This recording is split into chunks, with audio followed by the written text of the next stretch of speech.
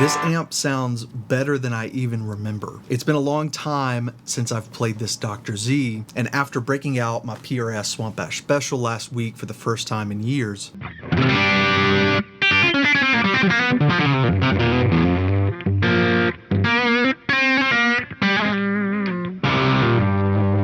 this amp was not that long ago refurbished by the fine folks at Fazio Electric, shout out Mike and Colleen, basically brought this amp back to life. I mean, it's been all over the country with me, under buses. I've chunked it, you know, in the bed of a truck. But basically what this amp is a non-top boost AC30.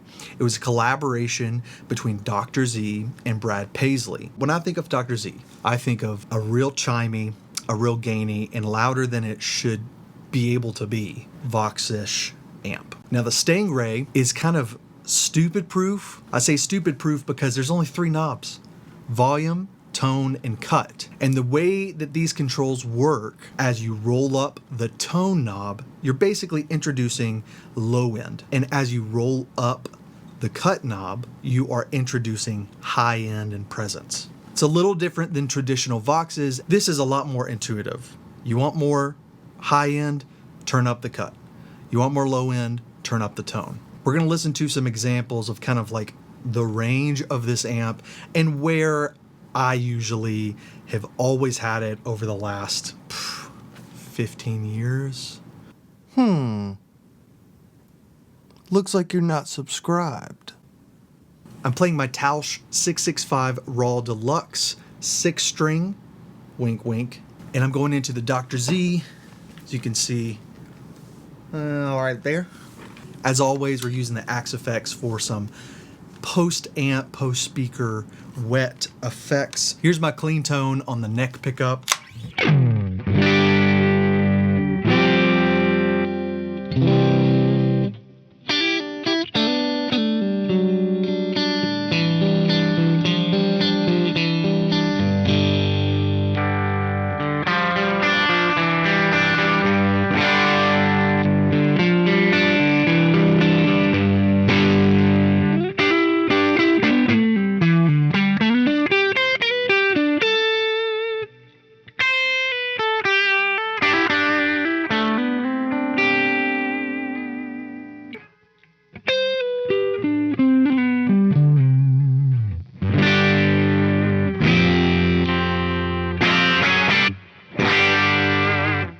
So that's a little crunchy, it's a little woofy in the low end, but it feels, I don't know, like, there's things I don't like about it, but it feels like home because that's the sound. That was my core sound for a long time. Maybe it's a little gainier than I would have had it maybe in the past, but let's go over and let's listen to these tone controls. So I'm gonna walk over here.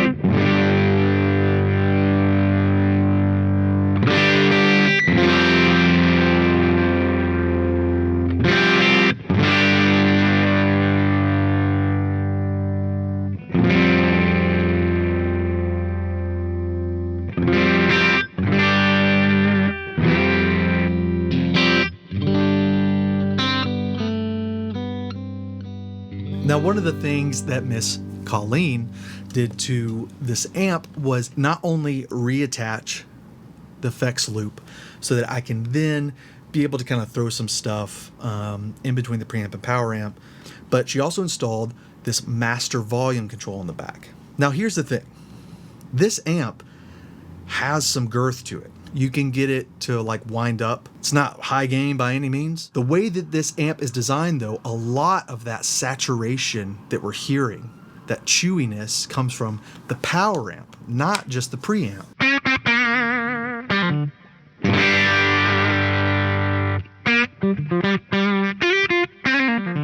I've always used pedals with this amp because it is an incredible pedal platform. One of my favorites is the Crowther Hot Cake.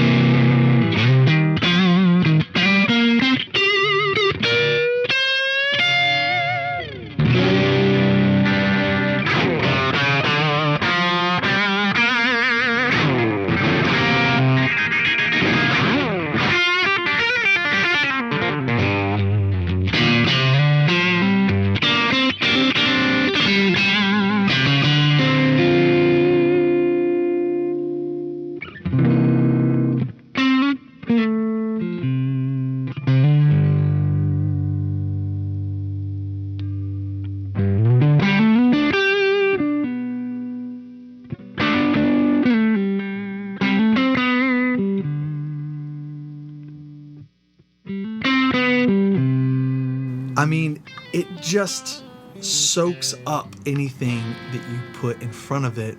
Let's listen to this unique tone stack when we take both tone knobs all the way down and then wind them up, and how that affects the preamp and the gain staging. I'm going to be on the bridge humbucker the whole time here.